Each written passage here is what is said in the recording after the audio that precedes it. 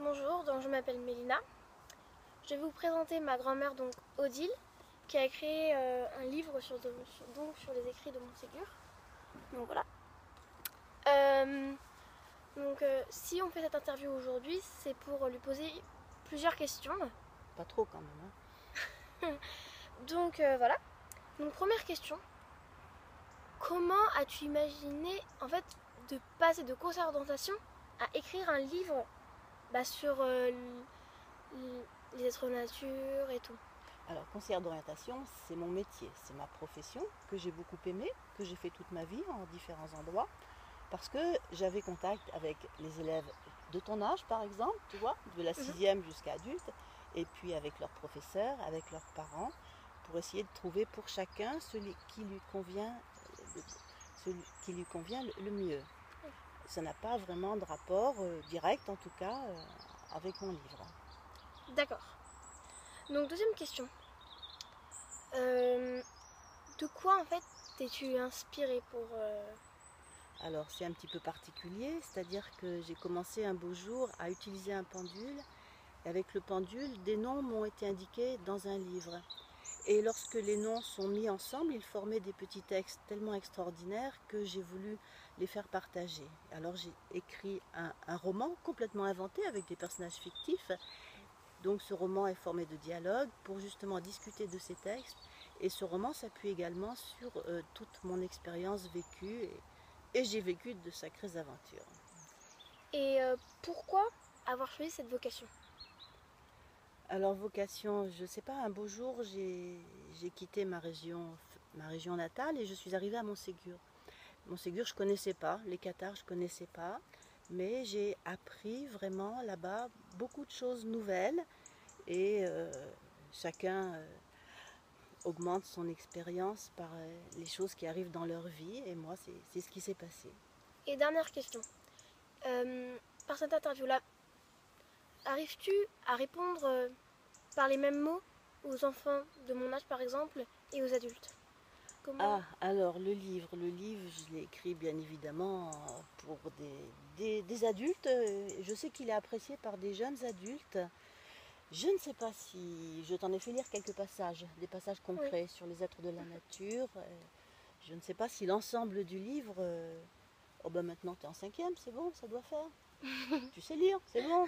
Tu verras, tu lis les 3 premières pages, tu vois si tu accroches ou si tu n'accroches pas. Mais c'est sûr que c'est pas un roman de science-fiction, c'est pas un policier, c'est quand même un roman de réflexion. D'accord, merci pour... Eh bien, merci à toi de m'avoir interrogée. Je crois que nous avons une petite Emma qui va venir, qui est en vacances cette semaine, avec Mélina. Bonjour Emma. Bonjour. Alors,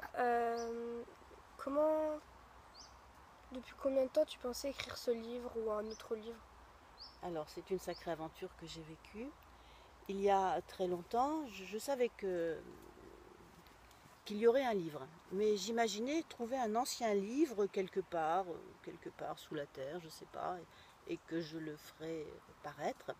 Et puis finalement, quand j'ai commencé le pendule en 2009 et que j'ai vu ces petits textes, je me suis dit, ben voilà, c'est moi qui suis en train d'écrire un livre très moderne, parce que ça parle d'ondes, de vibrations, d'énergie, ça parle d'espace-temps. J'ai même eu mais ça ce sera sur mon 3e livre, quelques mots de physique quantique. Alors, c'est pour vous dire à quel point c'est un livre qui parle à des gens, à des occidentaux de notre temps.